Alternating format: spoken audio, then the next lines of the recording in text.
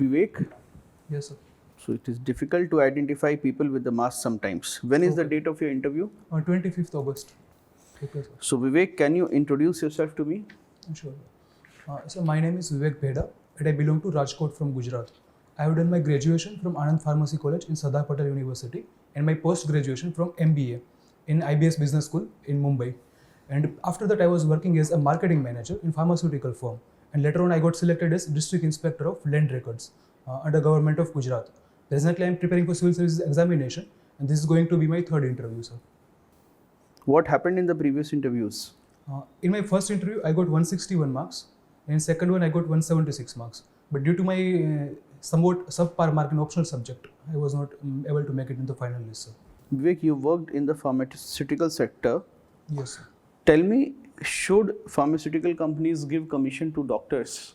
I think they should not, sir. There should be a uniform civil code, this farmers MR code, which should be implemented. That commission should not be given, and it is under pipeline of government of India as well, sir. But then what will MRs do then? MR has to pitch solely based on the product rather than commission, because had they are providing free drugs and other incentives, then it won't be, the public health will be compromised, and I would say the objectivity will not be there. It would be bias as part of physicians. But then doctor will not meet the MR if there is no commission. Doctor will meet the MR, but solely based on the quality of particular drug or the brand name of particular company, sir. I think this should be done, sir. So some companies which are smaller and newer companies, they Right. say that they are having, if the commission system is banned, then they are not getting a level playing field. What?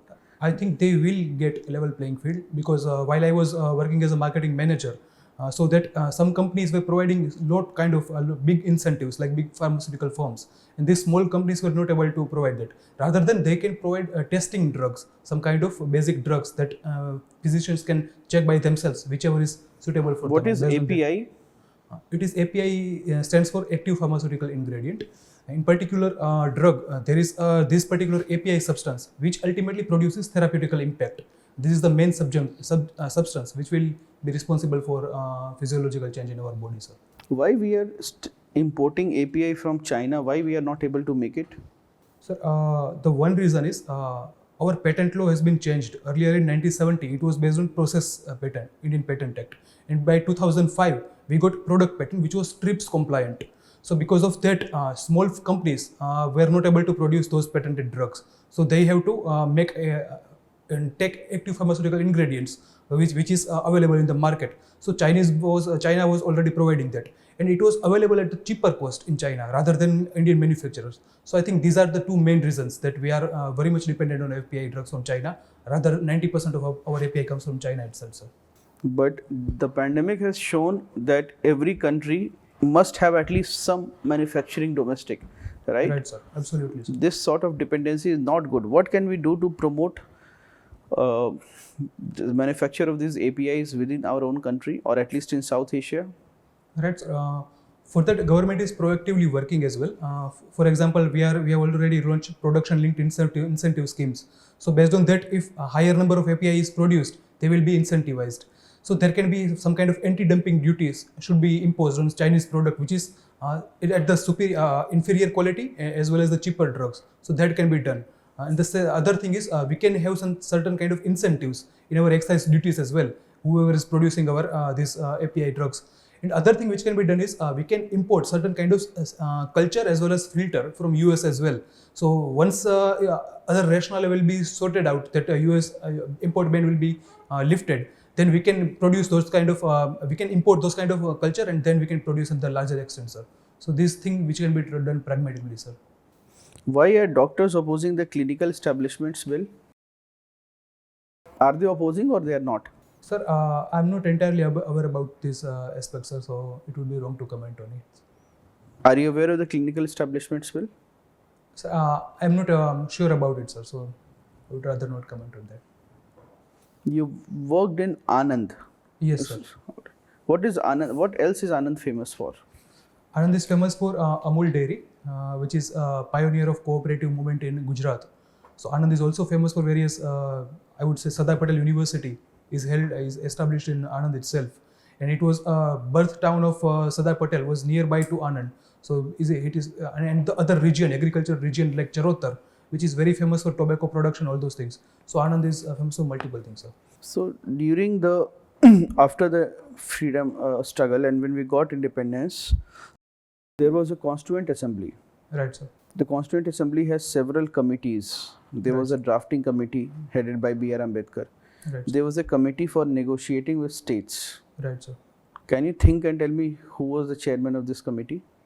Sir, I'm confused in two personalities. It was Sardar Patel or Jawaharlal Nehru who was the chairman of that committee. I'm not sure. Who should have been? It should have been Sardar Patel, and I think he was the chairman of negotiating committee with states. That is incorrect. It was Nehru who was the Jawaharlal chairman. Nehru. Okay, sir. What could have been the possible reason? Because, sir, I'm not aware about it, sir, right now. You are currently working as district inspector of land records. Yes, sir. Do you agree with this that India may not have a land problem, it has a land bank problem? How far do you agree with this statement? Yes, sir. I think I'm somewhat entirely agree with this statement because we are no doubt land scarce country. Like the 2.4% of world land is only in India, but there is land bank problem. For example, there is a lack of digitalization of entire lending. Because of that, proper demarcation is not done, and it causes a rise in land disputes in the larger scale. So there is a land bank problem in this extent, and because of that, various taxation problems are arising. And there is also associated with the loan availing problems among farmers as well. So I think this is the basic problem. Land bank problem is there, sir. And we are government is also trying to rectify it as well with schemes like Swamitwa and land parcel bank scheme, all those initiatives, sir. What is the biggest challenge in land digitization that the government is facing, Vivek? One is there is a mismatch between old records as well as new records. Like old record is based on the Tippan, which was in the physical form. The new record is based on digitalized, based on GPS coordinates. So there is somewhat mismatch, and because of that, problem in revenue collection is there. This is one problem. Second problem is there is a lack of coordination between various departments. For example, my department of DILR was regarding spatial mapping of land. Another department is revenue department, which is Mamlatdar and deputy collector, which is regarding collection of land. So there is lack of coordination is there. And so there is also problem regarding citizen and service interface as well. So because of that, every demand or every problems of people are not solved at the grassroots levels. So I think these are some basic problems regarding our land records and land problems. So recently, Vivek, the founder of a major company, Indian startup Ola, he gave a statement that the development cost, software development cost in the country is so high that he's thinking of outsourcing software development work to some outside country. So this brings into question that a very famous line that has been said is that India does not have an unemployment problem, it has a wage problem. Can you explain to me the meaning of this statement? I think unemployment is it can be disguised as unemployment as well as under unemployment. So India is having a large amount of population and which is engaged in some kind of substandard work as well. So wage is not at par. If you see the recent wage code as well, so there is a only criteria of minimum wage only. So that is a problem that people are not getting their due wages as per the their skilled they are having. So this is one thing. And as far as this statement is concerned, he's planning on outsourcing those particular wages. So I think every I would say a profitable entrepreneur will think about it. If the wage is available at the cheaper rate, they are definitely going to do that. But if it is already present in India and it is at the cheaper rate, I think this is somewhat contradictory statement as per my humble view. But I am not entirely aware about this particular issue, so it would be difficult to comment on. No, this statement is saying that there are jobs, it's just that the jobs are not paying as per the people's expectation. Right, because there is somewhat higher expectation among people. If you see the advertisement of placements, they are telling about the larger kind of employment, their larger amount of placement they are providing. And when people are not getting it, they are outrightly not taking those jobs. So because of that, frictional unemployment is on rise in India. And like I said earlier, other employment like disguised unemployment, all those unemployment also nudge into this direction. So I think this is the basic problem that we are having in present period. And because of that, we are not able to reap our demographic dividend as well, sir. Vivek, what does your name mean? Vivek means, I think, wisdom, sir. There are various meaning of Vivek. One is wisdom, One is to have some kind of, would say, cultural aspect with your own, like a Gujarati meaning of Vivek. So I think these are some different kind of meanings of Vivek. So, are you living up to your name? Yes, sir. I am definitely living up to my name, sir.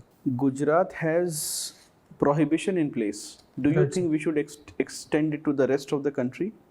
Sir, I think we should not extend it to rest of the country, because all country, India is a very diverse country, and they have their own culture and their own constraints as well in place.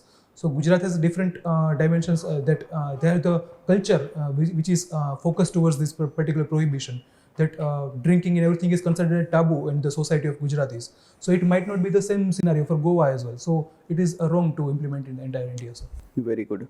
Why do you want to join the civil services? So, because rather than, in contrast to my present job, earlier job in private sector, the work in civil services will give me opportunity to have some positive and substantial impact on people's lives.